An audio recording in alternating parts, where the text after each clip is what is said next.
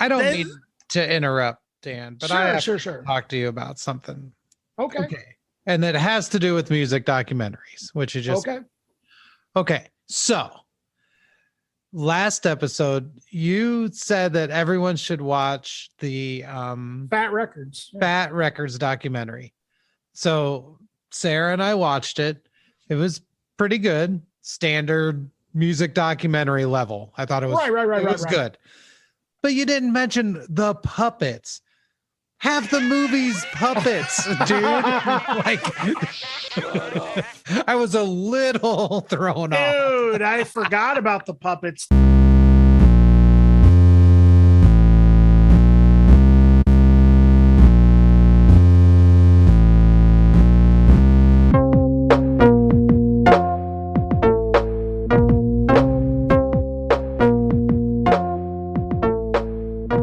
Greetings, citizens. Welcome to Accelerativ Thrust. I'm Dan.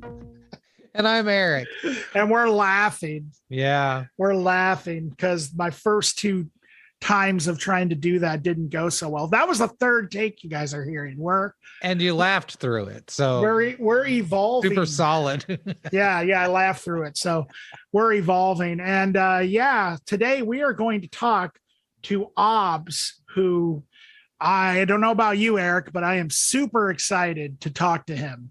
It is stoked. If you guys don't remember, we reviewed his album a couple episodes back, and he's part of the Quad Cities, more specifically Rock Island hip hop scene, which is something we don't really, this is the first time we've had a hip hop artist on this podcast. So I'm super excited about it. Yeah. Before we move on to that, just a reminder, we're on Spotify.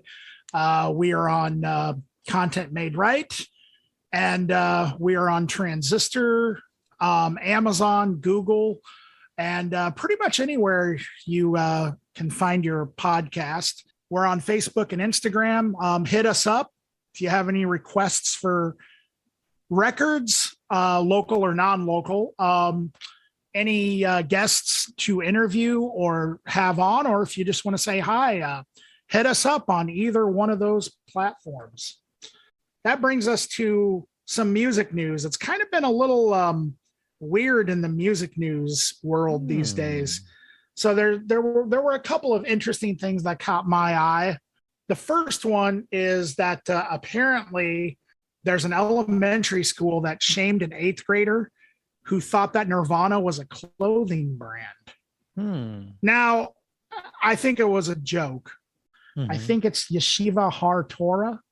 Okay. And they're an Orthodox elementary school in Queens, New York. And they tweeted out this school dress code update. Students cannot wear clothing with the name of any musician or band unless the student can name at least 3 of their songs. The 8th grader who said, "I thought Nirvana was a clothing brand" last week has been suspended indefinitely. We recognize this incident has proven upsetting to some members of the Gen X community. We will be gathering to heal together. All are welcome to bring a flannel shirt, Dr. Martens, a yellow Discman with minimum 30 seconds of skip protection, and an all-around dour demeanor. I think is this real? It had to have been a joke. Well, where's it from? I think, it's from Metal Injection, but it's also been on Metal Sucks.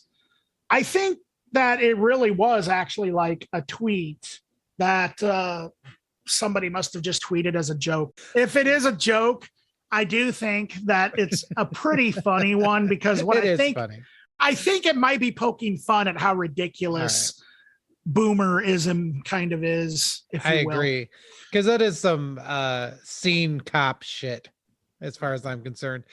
If I were wearing a shirt and someone came up and said, "Can you name 3 songs by them?" I would be like so mad. I would just tell them to get bent. I don't know. I think I would just be like, "Yeah, I can name 3." And then I would name the 3 songs, and I would purposely make them songs by other bands. There you go. You know what I mean? Like, oh, you're wearing a Ramones shirt. Yeah. And I'm like, yeah, Ramones is a really cool clothing brand, which they basically were, if you think about it. I mean, they are now. there was that quote that if I don't remember who it was, but said something about if Ramones would have sold as many records as they did T-shirts, they would be like rich. Mm-hmm. And I guess my response, nah, they would still be dead. Yeah. I mean, I almost said they would have nicer gravestones, but Johnny literally has a life-size statue of himself, right? Who does? Johnny Ramone at the Hollywood Cemetery. I really had no idea. Anyway, I would love to go visit any of the Ramones gravestones, though. I mean, well, I don't know. Maybe I wouldn't. I don't know. But yeah, it's a big full-size statue. So even in death, he was an egotistical asshole. I don't know. I mean, I didn't know him, but we should stop talking about the dead like that, though. I guess I should stop talking about the dead. You're not the one doing it. Sorry, Eric. Didn't mean to drag you into this. Oh, that's okay. Maybe we should talk about the D.D. King record instead. D.D. King. Is that rap record he did? It's phenomenal. I'm not even joking. Is that really what it is? Yeah, and it rules.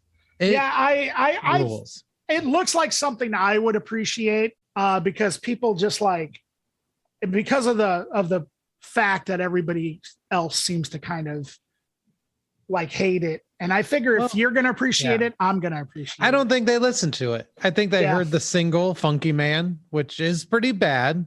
Yeah. But the majority of the record really isn't that. Sure. They're like real songs. Baby Doll is like a really actually amazing song with some of the funniest lyrics I've ever heard, and unintentionally funny. So there is a bit of irony to enjoying it, but it's really good. I think it's cool. I mean, there's a lot of records like that everybody likes to just sort of hate on that I will defend to the end. One of them, and this you might even dislike this, Eric. I don't know. I will defend Vanilla Ice's first album to the end. You mean to the extreme? To the extreme, dude. I will defend it to the extreme. I've never listened to it, so I will love it. Nice. I mean, it's seriously I am that kid that just never got over it when I listened to it in 5th grade. We should have a guilty pleasures episode. We should, but I don't really that's the thing. I don't really believe in guilty pleasures. Yeah. I don't really. I mean, you like what you like, man. Yeah. But things that seem like maybe no one else in the world could possibly like them. Yeah. That might come across as sort of a guilty pleasure.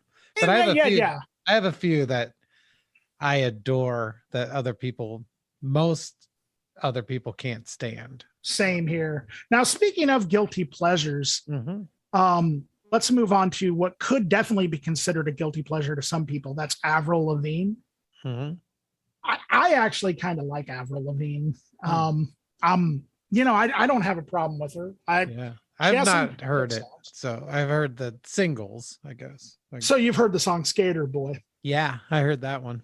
She's announced that she plans to make it into a movie. Gleaming the Cube. They already made that movie. Yeah, that's true. They did, didn't they? Wow, dude. That would be great if all it was just like a remake of Gleaming the Cube. And it's a frog on a bicycle. Here comes that boy. Isn't that BOI? Yes. Is that the character? So Skater Boy, yeah. Oh yeah. So I see what you did there. Yeah. But with Big Boy from Outkast's head. Oh yeah. Wow. Yeah. Is that what she has planned? I hope so. Did we just guess it? If perfectly? Not, we need to tag her immediately and make her listen to this so that she can hear our awesome idea and possibly do it. Oh my gosh. So anyway, let's talk to Aubs, man. Yeah, we need to get to it. We need to get to Aubs. All right, so here we go. Zoom. Yo. Hey, what's going on, man? Yo, how are we feeling? Feeling good. How are you feeling? We good. We can't complain even when we can complain, you know. So, Aubs, I guess the first question that I am going to ask, I know that you kind of don't necessarily identify completely as a rapper, or maybe I'm mistaken there, but that's kind of the vibe that I get in some of the research that I've done.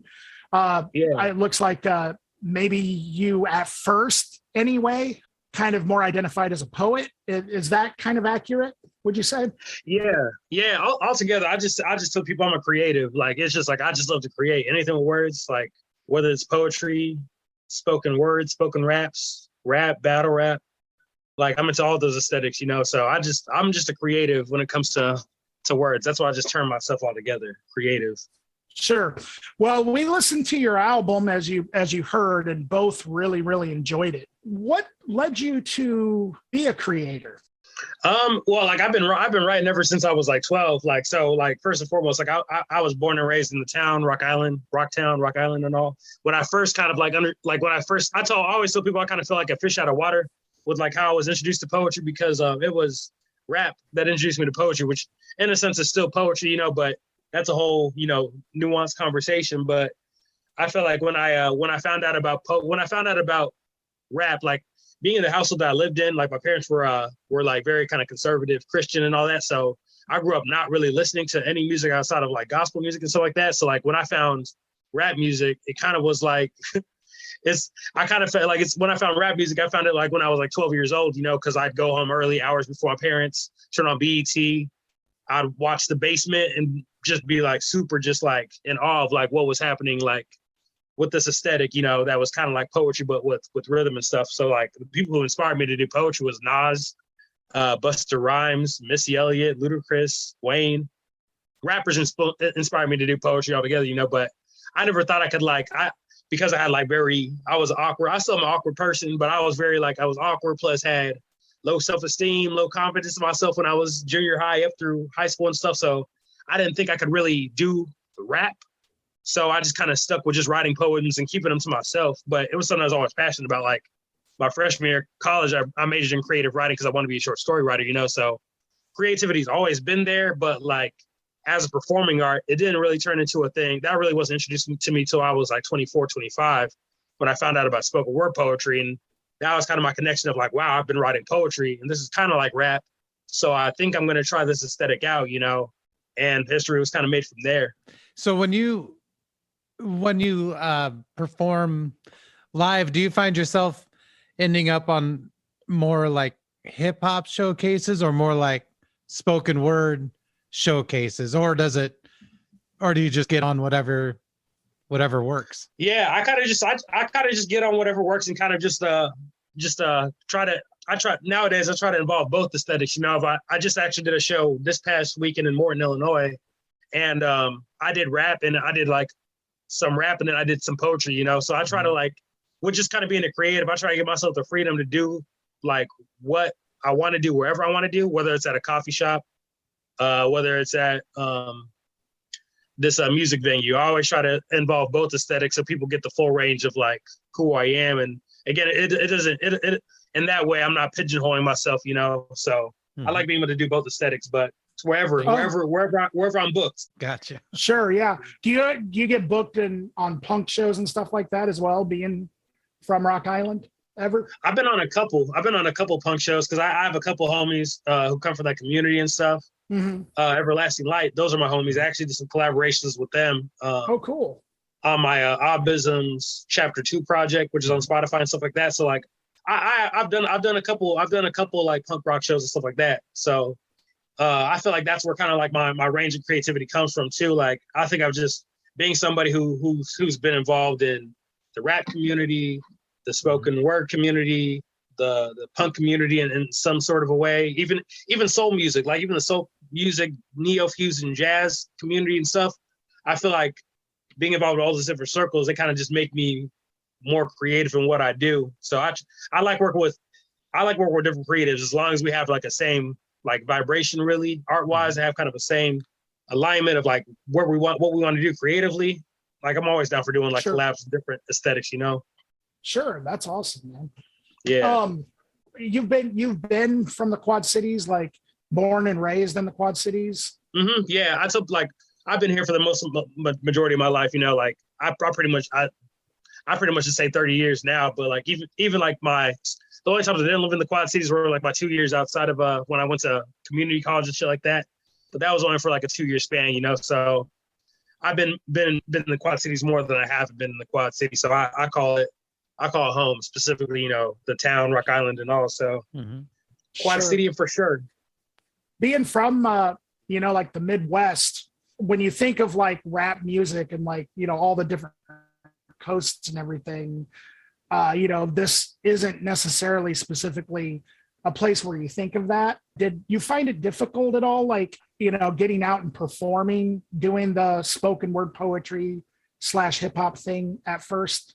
Any challenges were involved, or do you feel like you kind of got accepted in the community right away? It was definitely building a foundation, honestly, man, for sure. Like, I think, like, again, I started like spoken word was kind of my first aesthetic that I started doing performatively. And then like 2.5, 3 years later was like when rap kind of came in. But with spoken word, I feel like it's just been kind of a building of a foundation. And not to say that like spoken word poetry was here before I was here. Like, you have guys like Rewind, who's also from Rock Island, who does amazing stuff as a creative. Like his resume is just too big of like stuff he's done, like the people he's written for and stuff like that. But like I say, I'll just say that like spoken word always existed before I did, but like it's always been in kind of very compartmentalized communities, you know. So for me, like the hardship was like, I feel like it was hard. Like now that I kind of look back at like kind of like my journey of just doing creativity in the last 7 years, like there's a lot, like I can kind of see where things were kind of hard for me, but I feel like I was always kind of a person who just didn't really look at the hard isms of things, you know. Just like I never paid attention to how like spoken word wasn't much of an aesthetic in the community. I always still try to find a place, like, okay, like there's people who don't know spoken word, there's people who don't like it. I'm gonna still find a space. But with that said, like I've been kicked out of places because people not liking what they heard. Like I've been kicked out of because people didn't really vibe or get what was going on. So they just be like, okay, well, people didn't like what's going on, so could you leave? Boom, like that. So I took a lot of losses like that, you know. Like I've even had homies. There was a show I did, this was only about like 3 years ago. This is 2018 actually. There was a show I did out in East Moline. Had this little open mic that my homie wanted me to show up to because nobody was there. I was like, okay, I got you. So I gave him a little 15-minute set. And during my set, this dude in the back like yells out in the middle of one of my pieces, like he's like, can somebody turn the music back on? And like I just kept doing my piece because like I know like it's gotten to a place where I don't really get offended by it. I get it. Like I get the demographic where like the Quad Cities is Quad Cities. Like it's as big as it is, it's very small and doesn't really, it's slow to catch on to a lot of things aesthetically when it comes to art and other things, you know. So sure, I never really took offense to it, but I think it's just showing of like how hard it is. So it has been a challenge, but it hasn't, because I really haven't paid attention to the challenge, you know. Like nothing's really kind of stopped me from doing shit that I want to do. So it's been a challenge, but it's just like at the end of the day, it is what it is, and we're still gonna do the shit we do, which kind of led to the start of Roaring Rhetoric, the open mic that I started about 7 years ago, you know, for spoken word and poetry and shit like that. Nice. Wow.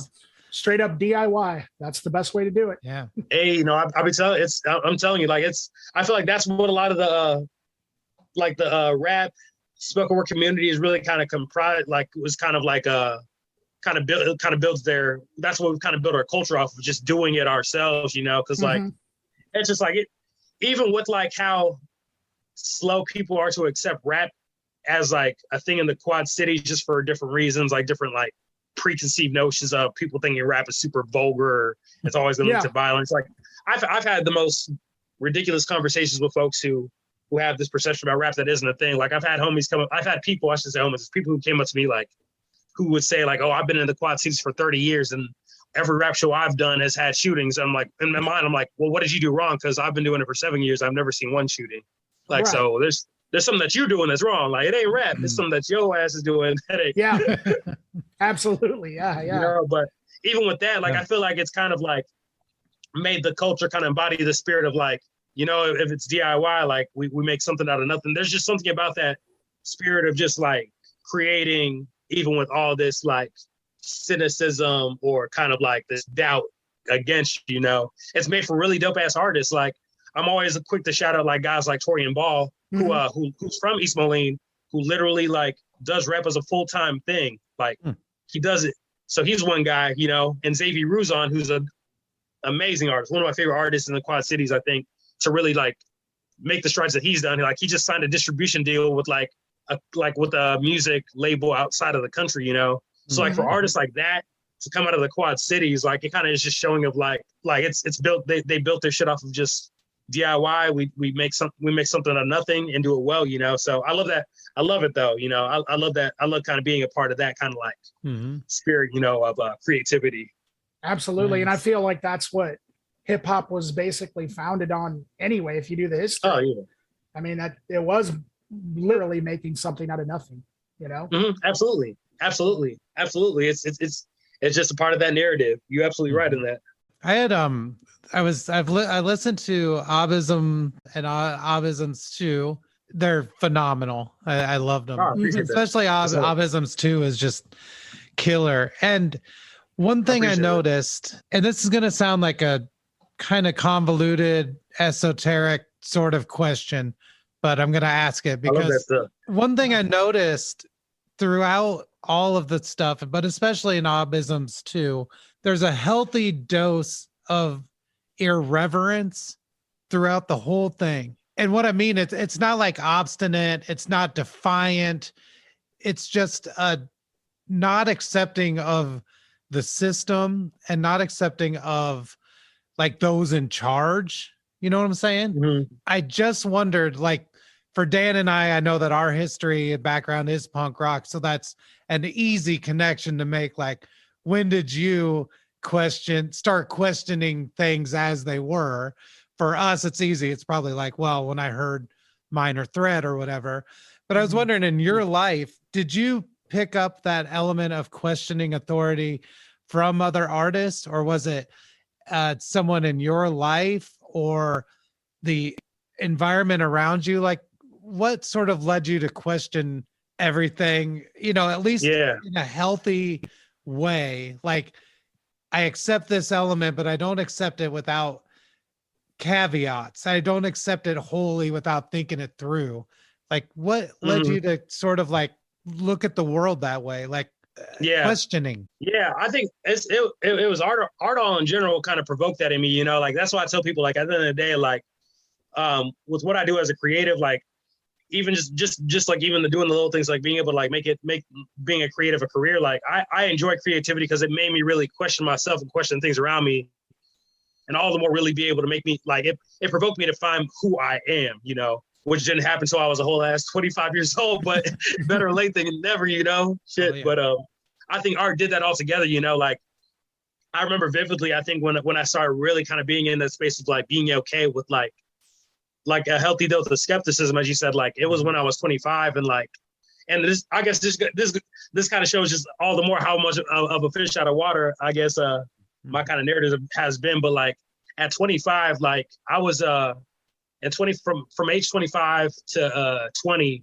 I was really involved in organized religion, like Christianity and stuff like that. Because again, like I went to a freaking my parents, again, like my parents now are pastors, they're pastors in downtown Rock Island and stuff like that. So like I grew up around that, and also kind of like going out to college in Fort Dodge, Iowa, where our campus was next to a church and all that.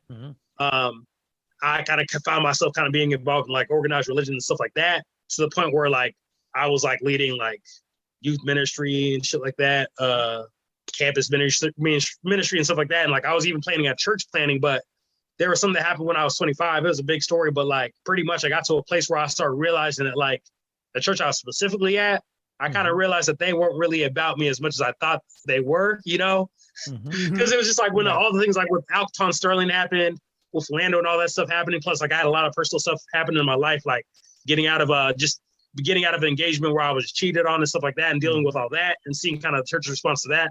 I had all these things happening where like the church's response was a very kind of like insensitive and very weird and kind of cultish in a sense, like whenever I would whenever I like voice my opinions on what I was seeing on TV with like Philando or Alton Sterling, I had like church folks come up to me and say the most like outlandish crap ever, saying like, well, Trayvon probably deserved what he got, or, hey, you probably shouldn't like talk about black stuff on Facebook because it makes us uncomfortable and we don't like to be uncomfortable. So you should probably take that down. And like, it kind of took all that to be like, you know what? Like, they fucking with me.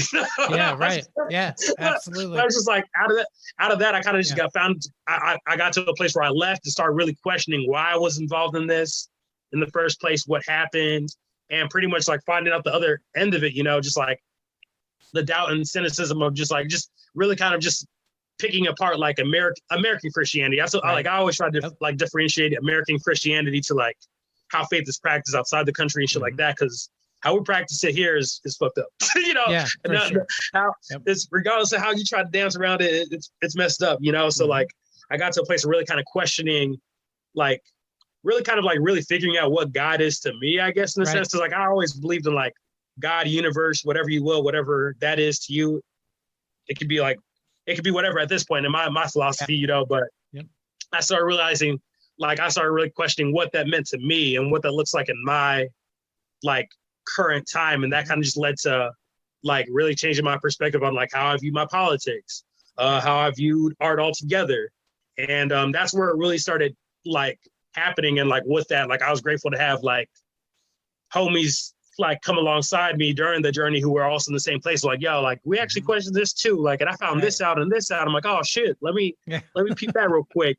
Started getting different authors, different like spiritual teachers and shit like that who weren't Christian, and kind of seeing like these common threads, but also seeing the things that were destructive, being able to make the differentiation, So that's where that kind of happened. But altogether, art was kind of the force that kind of like allowed that questioning to happen, which I try to let my art do at the same time. Like, so I'm glad you said you did, because like I tell people at the end of the day, like my art, like I love creating because like creating is just fun as hell. But at the end of the day, I want my art to be able to provoke thought and possibly movement if that could happen, But sure. No, that's exactly what I was asking about. Was because I'm not a religious person, and I really liked how you approached it, where it seemed like you were saying, look, I believe in aspects of this thing, but I don't believe in every element, and I don't believe it blindly, and I don't just believe what I'm told.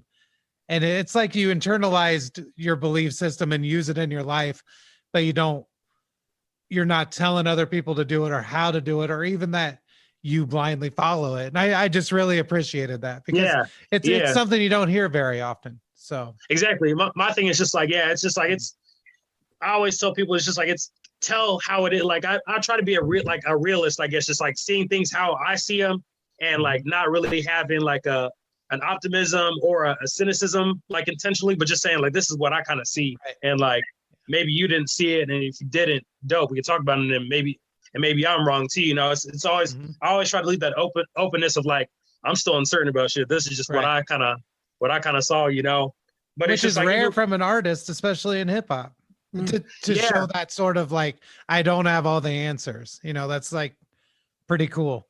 So I appreciate that for sure.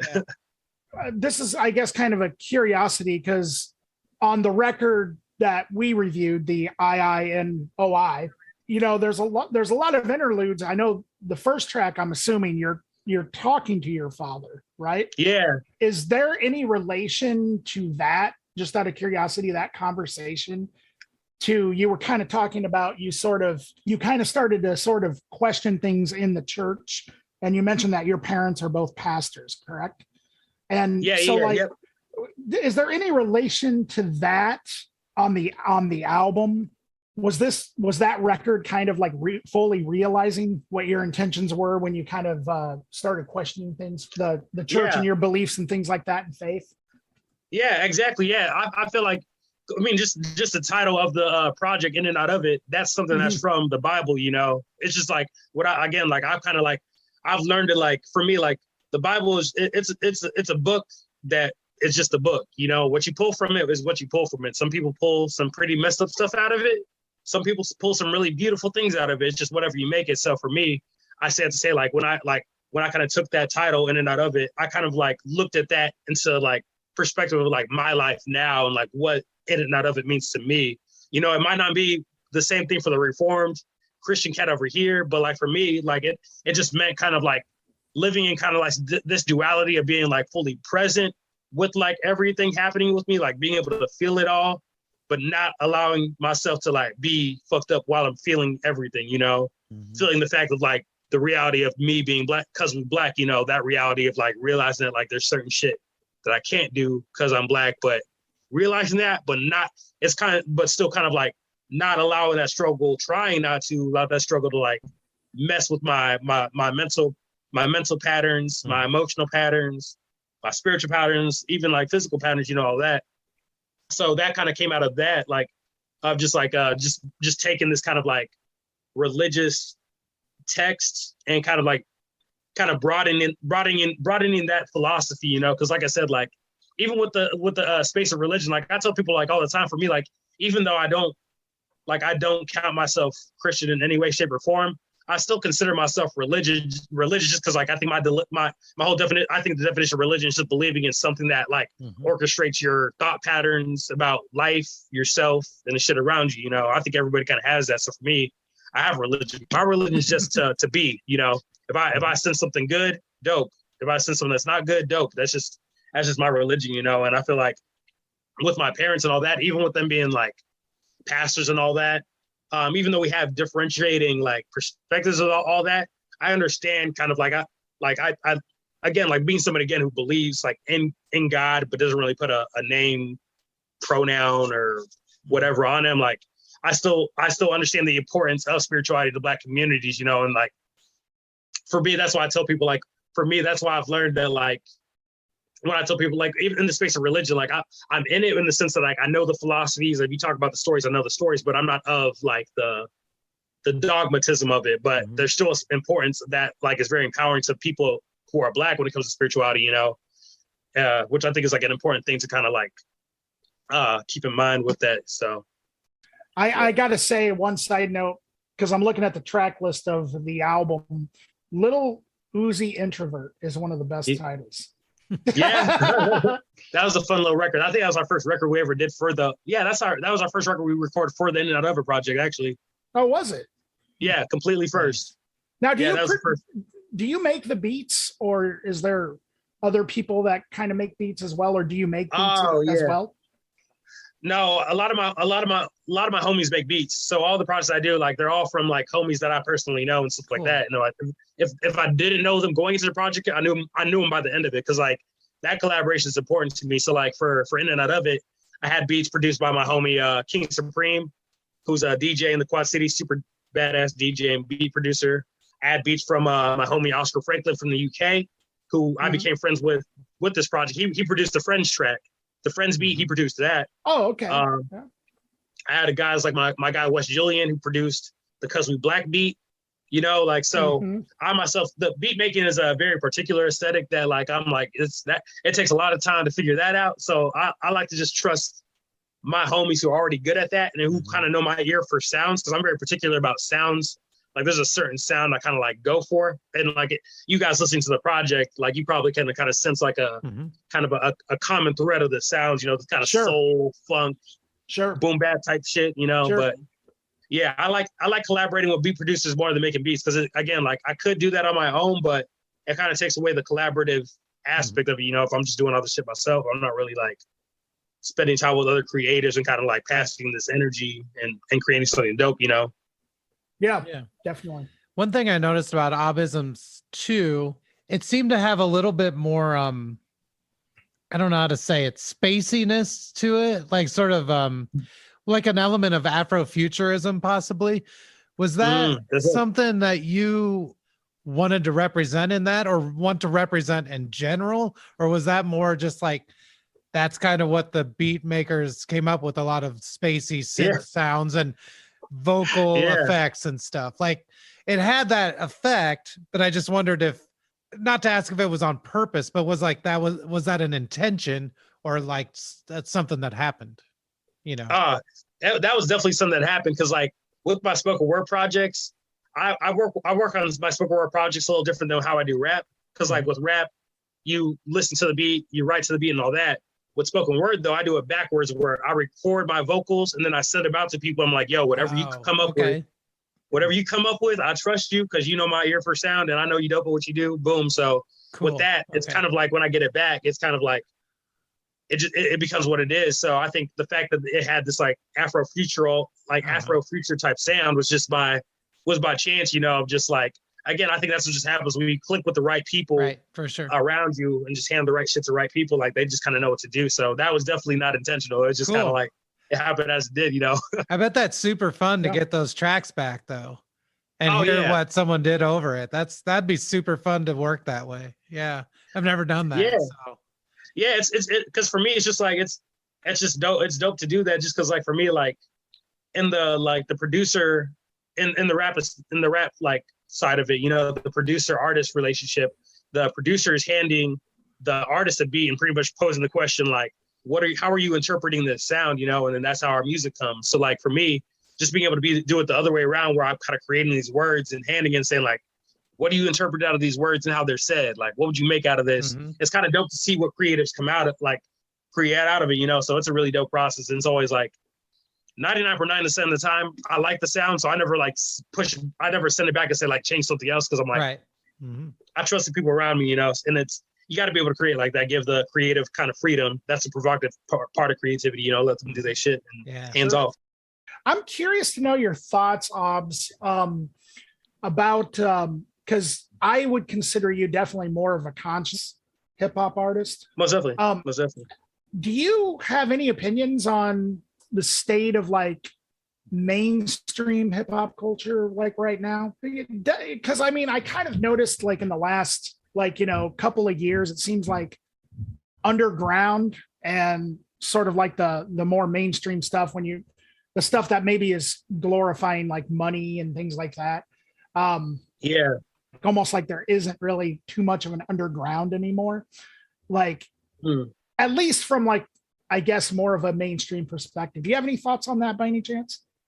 Yeah, I guess like I have a pretty nuanced like altogether, like being somebody who's a fan of words and fan of like just really like listening to pieces that really are like really kind of push the limits creatively, you know, like I'm always gonna be a fan of that. Like I'm kind of like I have a part of me that's a backpacker, you know, but then I have a part of me that's like experimental. That's why I'm like, I kind of like, because I meander through all these like dualities, like art wise, like I think altogether, like one of my favorite creatives, Propaganda, he quoted this in his book that I just finished reading not too long ago, but he quoted somebody who said that like in the world of creativity, you have the Michael Jacksons and you have the Princes, you know, the Michael Jacksons who like were these just stars that did like, who had all this kind of support, all this funding, had like all the most flashiest lights for the shows and like put in hours for like these dancing practices to become this full package, you know, kind of like the representation of mainstream isms, you know,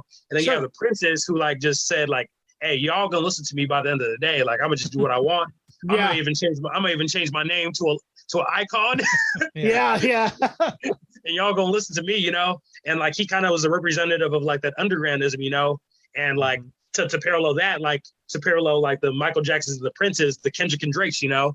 There's always gonna be the Kendrick creative, there's always gonna be the Drake creative, you know?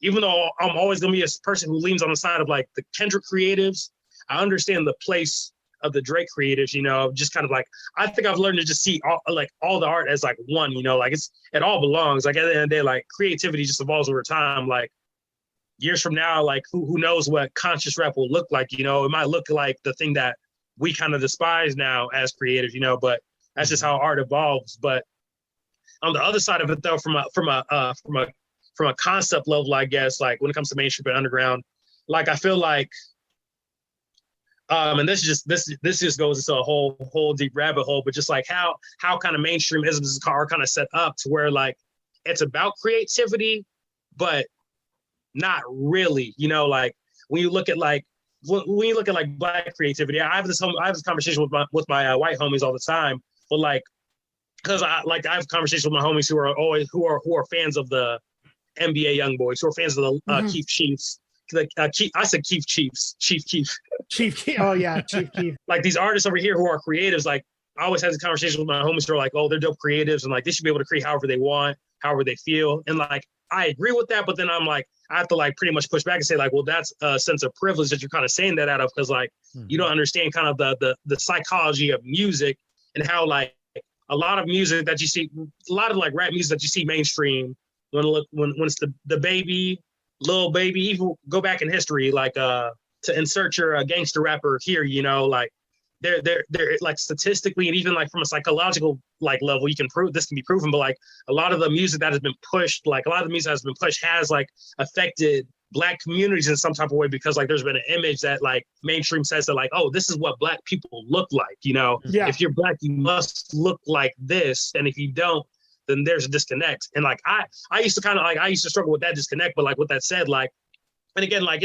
I know it's a nuanced conversation where like it's also up to the individual to also be smart enough to like kind of like make that differentiation between art and reality, and also like our kind of job to really kind of make that a thing for kids growing up. But mind you, when it comes to like when it comes to just like how mainstream kind of pushes like one type of art only, you know, when it comes to like Black rappers, like African American rappers and all that, I feel like that's the part where that kind of like affects me, I guess, because I've seen what it does on like a first person basis, like having homies who I grew up with, you know, Kendrick Lamar's Art of Peer Pressure, that song, it mentions what I'm saying, I guess, in 3 minutes. Sure. It's just like, I think art, like when you listen to something so much that like says your image is this, your image is that, your image is this, you end up looking like that, and in turn, like with that, you end up being the person who gets caught in the system, and this is just any other. But there's a whole cyclical thing of that. I guess it's a big conversation, but altogether, I think like there's a beauty in like the art, like just the art of rap being expanded in different ways, you know, because that's just how art expands, you know. Well, that's one thing that I noticed about your stuff when I was listening to it too, is like this general idea of what it means to be something, and not just from what you're feeling internally, but from what society in multiple parts is making you feel too. The people right around you or society at large. Like, I think it's really cool that when I listen to your stuff, what I come away with, what does it mean to be the things that you are, you know? Yeah. And not just for yourself, but for everyone around you, and like breaking away from that or being a part of it and all those different choices. Like, I think it's pretty introspective. And I think it's like I said before, something that I don't hear that much in just any kind of music, especially because so much of music is posturing and being cool or whatever. And yeah, I just wanted to say I really appreciate that aspect of like exploring what it means to be the things that we are. Yeah, I appreciate that. I definitely appreciate that, because like I feel like it's a journey. Like I tell people, like in and out of it for me, like it's a journey. It's not a destination. I feel like you're just continuously trying to figure out what that kind of looks like, you know, till you dead. But right. And I say that now, just like being 30 years old, and like I think like I'm still kind of finding out what that means to me, like just like as a 30-year-old who is like who does rap, who does spoken word, who does battle rap, who has a fucking bachelor's in educational studies, who was a junior high teacher, and like having all these different parts of myself.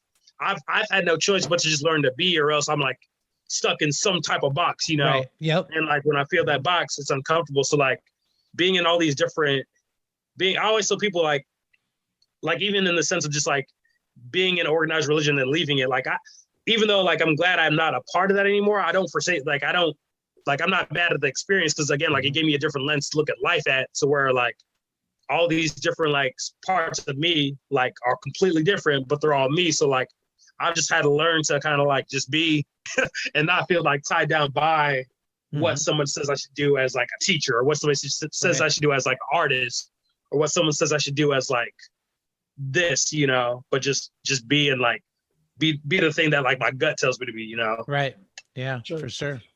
I'm curious, Aubs, about your history. You mentioned that you do battle rap from time to time. Oh yeah. So I'm curious about a couple of things regarding that. Number one, what got you into doing battle rap, and number two, how your approach is, how it is different than like your approach to making music or doing poetry. So I don't know. Could you talk a little bit about that? Yeah, for sure. Like, well, yeah, it's I don't know, well, first and foremost, like poetry was the thing that got me into battle rap, honestly, because like spoken word, really, because like when I started really like doing this sort of spoken word, the way that I was learning it, like learning it from my homie who was really versed in poetry and spoken word poetry, my homie Chris Britton, he learned a lot of his poetry techniques from battle rap, like watching URL. And mind you, like there's two different types of battle rap. There's the battle rap that's like the traditional one that people think of when it's like each MC has a mic, they have 45 seconds to like spit over a beat. And then there's the battle rap that is a cappella, premeditated. You're writing 3 rounds before of just premeditated material. You're memorizing it, and then you're spitting it to your opponent. So that one's more like poetry, because it's a cappella, and it's also what to be a cappella. It's all about how you write. So like with that kind of battle rap, you have to be a writer. If you're not somebody who's good at what you do writing wise, like you get ate up. Sure. Because like a lot of the writers, like battle rap, I will say, is probably one of the most like profound like literary arts that I've ever experienced. Because like you have to really like, even with how battle rap is nowadays, like even there's different components that kind of like make you like that help you win in battle rap. The biggest one is just like being able to know how to write, like being able to like know how to have this like wittiness when you write, how to like write one line and have the line mean 5 different things and still have it attacking your opponent, Right. Being able to flip your opponent's name into something that's like being able to make your opponent's name a metaphor or a simile, being able to do all these little things, for me, it's pretty much the martial arts of a poetry of rap, really, But for me, I definitely do approach it a lot more different, just in the sense of like, again, like it's my whole in and out of it philosophy hops into here too, where like as a battle rapper, like I'm a little bit different than others, where like I'm all about like,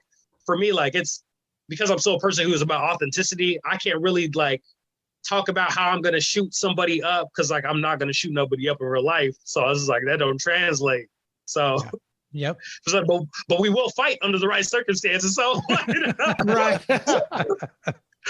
So like it's just like taking those parts of me that's authentic and still putting that in battle rap, and being able to like being someone who's just a writer. Like I'm just really big into like I break down like writing poetry and rap and battle rap. I break it down to such a science level now, to where like it'll take me, I spent a whole day yesterday, 7 hours just to write 32 lines, just to make sure those lines all connected with each other, But spending that kind of time, it shows when you perform it or like do it. So in battle rap, like I'm different in that, where like I'm all about just like thinking about how to come at my opponent in a way that's still me. But then on the other side, at the end of the day, like it's battle rap, like it's a battle. So like I'm mean. But with that concern though, I tell people all the time too, because like the last battle rap event that I did, mind you, like I've been in 5 battle rap cards. I haven't lost one yet. But the last one that I was in, I battled an opponent who was a really dope opponent. Viz Hustle was his name. But me and Viz, we got in each other's faces. We got into each other's faces. We were very animalistic, loud, and all this. But at the end of the day, we're homies. But some people there were saying like they were scared that like something was going to happen. And for me, I'm like, well, we did a good job on the theatrics then, because at the end of the day, battle rap is theatrics. Like you got to be able to understand that, like for me, like for me to understand that, I think it's made it all the more easier to be able to like kind of come out of my like personhood to hop into this character, so that I'm putting on at the end of the day, a good performance for people, because people like that. As much as people are like about it, it's like seeing a bar fight. Like as much as we're kind of like, we like watching that shit though, Yeah, absolutely. So it's just like for me, like people like that kind of like energy that you put into it. So like honestly, but like I feel like all my arts have been interconnected in some type of way, where like poetry, writing spoken word poetry kind of helped me write battle rap and help me kind of like perform, honestly. But also battle rap with like the performances being different, where like you have to like emphasize your words a little bit more, slow things down a little bit more, and be more aggressive. That's kind of like influenced how I do poetry, because like the pieces that are a lot more emotional, I know how to put that emotion behind it because of battle rap. So all my arts have always kind of like influenced each other in some type of way. But battle rap is definitely a different beast. But I love it. I love battle rap. It's one of my favorite aesthetics. Aubs, I was going to ask you about, and this is where we die. That was one thing that you mentioned. Oh, yes. That you were working on. What is that exactly?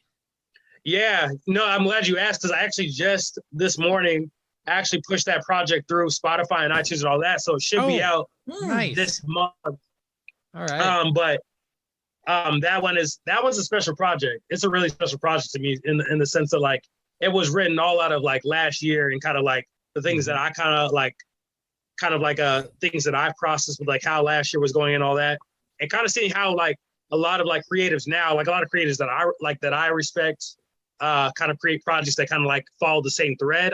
It's kind of cool to see that being like, okay, we all kind of process the same thing about the same thing, and this is where we die. It's kind of like it kind of came from the inspiration came out of a haiku that I wrote at the end of therapy, at the end of like therapy that I like went through last year. The haiku is, and this is where we die, either by against will, this is where we die, you know? And it's kind of that understanding for me of just realizing like, with how last year was. I mean, the biggest thing last year taught me was that like life, like again, like it's as cliche as it is, like life is not like something to really take for granted. Like last year, like as a Black male, I could have died to COVID. I could have died from gang violence, from all the stuff that was happening. I could have died from just going on a jog, which I do a lot, you know. I could have died from a cop doing this. I could die from anxiety, depression, stress. There's a lot of things. There's like the 7 deadly sins of like what I could have died from, you know? Yeah. But processing that, I think last year it kind of it kind of taught me to be okay with death, you know, like realizing that like as cynical as it is, like it's living in this country again, like there's no certainty that I won't die in an unjust manner, you know. I'd love to not. Like, I definitely would love to not, but like, there's a lot of uncertainty again. Like, it only takes getting pulled over by the wrong person, jogging in the wrong place at the wrong time, and just getting messed up, you know. But I've kind of learned that, like, again, what I feel like In and Out of it kind of speaks through, and this is where we died too, where like, even though that's a reality, like, there's also reality that like death in the sense could be like, there's another death that takes place that I can go through, which is like the death of like my ego, which pretty much at the end of the day informs my fears, my anxieties, my stress, depression. I could die by the need of vengeance and violence against the people who I'm mad at and stuff like that, you know. And like with all these different things, like it was almost freeing to be able to know that like even though like the end of the story is death, I can choose how I want to die. Like I could choose to die against my will, like being upset, angry, stressed, seeking vengeance, not really being myself because of the stuff that I'm realizing. Or I could die by my will and knowing that like I'm gonna die physically however I die and just be at peace however it happens, you know. But at the same time, like loving myself enough where I'm not allowing myself to be subject to harm and stuff like that, you know, which the project which is some of what the project talks about, you know. I don't want to spoil too much, but it came out of a lot of like therapy, out of a lot of like mental breakdowns I was having last year, and like really processing them and really kind of really deep diving more into like what I see God as, spirituality as, and like really kind of allowed me to be in a new platform there, you know. So nice. As crazy as it was, I was grateful in what it produced. There was a silver lining in all the chaos, you know. Sure. That's cool. I mean, I'm not surprised at how deep that sounds. I mean, based on the other stuff that I've heard that you've put out. Yeah, no, I'm really like I'm excited for it to be out. Like I said, it'll be out this month, but like there was a lot of thought put behind it, you know, and again, like a lot of creative hands who kind of help with it, but it kind of is like an evolved form of In and Out of it, really, you know, or a next chapter, you know. I'm just like, if you're in and out of it, you got to figure out what that looks like when it comes to death. Because we gonna die, you know. So yeah. Are you using the same producers or beat makers then for this project, or? There's the producers of like the beats on In and Out of it, pretty much all of them, plus another producer are pretty much produced the beats for this one, you know. Because again, they're people who kind of know my ear for sound and kind of like know the feel of certain tones of the project and stuff like that. So all of them will be on this one, but there's some dope little features on there, like too. There's a battle rapper that I really kind of respect, who's really big, like a big battle rapper who I was able to get on as a feature. So that was really dope too. So there's a lot of good features, a lot of good sounds, and it's an interesting project. I'm excited for it to be out for sure. Cool. Yeah. Awesome. Yeah. I had a question actually about working with other MCs. Do you reach out to people that are guests on the record, or do you meet them at shows? Like, how do you get in touch with them, I guess is my question.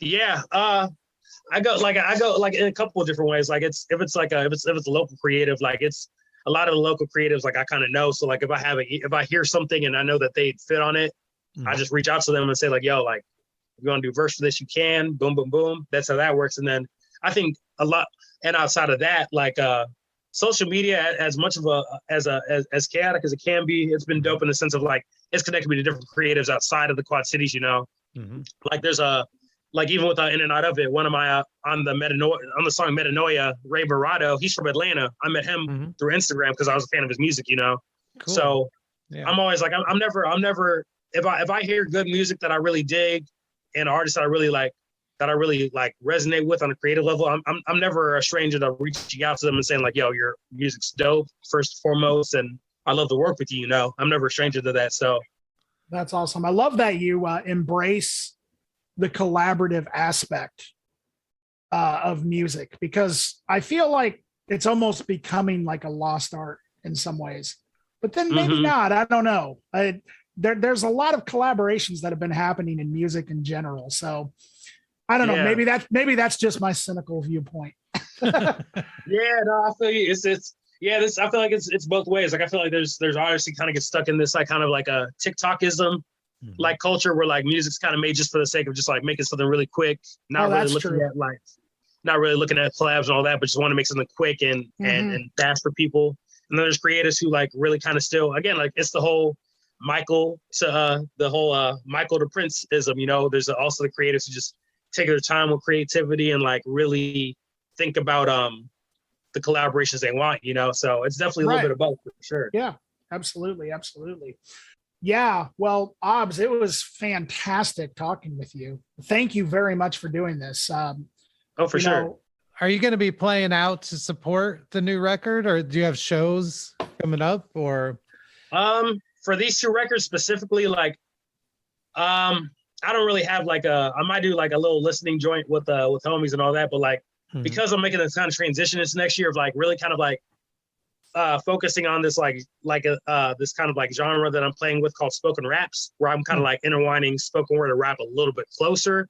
Cool. With these projects, as like meaningful as they were, like they were kind of like me kind of cleaning out the queue of like the music I have been sitting on and being like, okay, let me get this out just so I can focus on this. So like I think whenever I'm booked for shows, like I think that's when I'm gonna do the shows, but I don't think in this kind of like pandemic time, it's kind of a weird time. Like I'm not really like, for sure, I'm not really going to be planning anything, you know. If I do, it might just be a virtual joint at my at the studio I work out of. Oh man, that would be sweet to see. Anything else you want to promote? Follow me on if you follow me on Instagram, Poetic Aubs, POETIC AUBS. I'll send you everything I'm working on, you know. So that's the best thing. But no, just keep a lookout for And This Is Where We Die, and I have a little EP dropping around that same time too called Ratchet Circus, you know. So keep those on, and like I hope you guys enjoy those ones. Like when you guys people listen to them too. I'm curious as to what you guys think. Just knowing you guys are like really big thinkers when it comes to like art. So I'm actually really excited for you guys to hear them. I'm stoked to hear them. Yeah, we may have to do another Aubs review on the podcast there. Yeah, sounds good to me. Yeah, definitely. That'd be love for sure.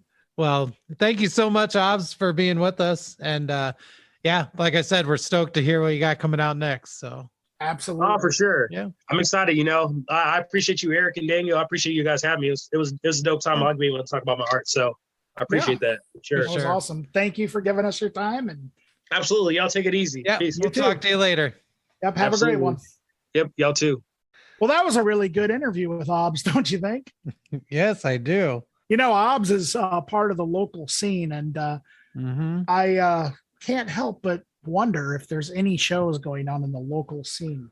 You know, there's not a lot, guys. It's Christmas this week. I only know of two things happening, and I'm not even kidding. One is called Space Camp, and they're from Des Moines, and they are playing at Lefty's live music. This is on Friday, the 24th, which is Christmas Eve. And this is sort of the description. They have beats overlaid with futuristic key synths, turntablism, drum machines, hip hop lyricism, looping and sampling live on stage. I don't know. It sounds interesting, right? That is Space Camp? Yeah, Space Camp. Whoa, that sounds dope. That's on Christmas Eve. Then on the 26th, we have at the Noise Bar, which is in the Quad Cities, Extrapolator, whom I don't know, but Blue Movies is also playing. Blue Movies is super cool. Looks like Extrapolators from Oregon. So again, that's at the Noise Bar, the Meadery, I think it's also called. But yeah, that's honestly all that I was able to find. So well, I guess that's just the way it is on Christmas week. Yeah. So. I mean, who's going to put on a show on Christmas Eve or Christmas Day? I don't know. But we have a lot of things coming up for New Year's Eve next week, which we'll talk about next week. That's going to be We're also going to have our best of 2021 episode next week, where Dan and I are going to pick our favorite episodes that our favorite records that came out this year. Our favorite episodes. There aren't any. Yeah. I could have a list of least favorite episodes. Last week is probably number one. I don't know, man. I thought those time. hip hop beats were really cool, Eric. I had to do something to spice it up. I was half asleep and dumb as hell.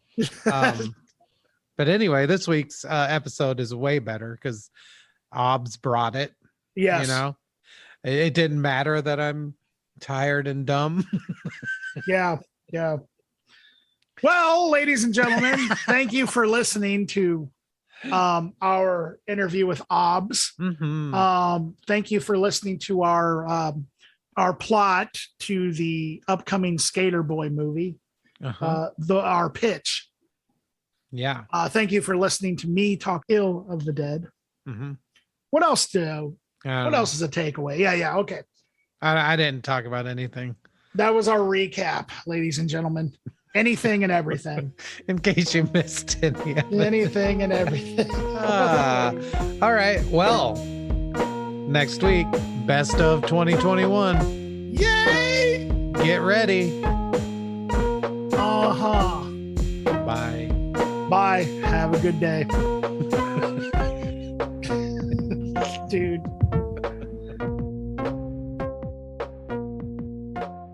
And we're laughing. Yeah. We're laughing.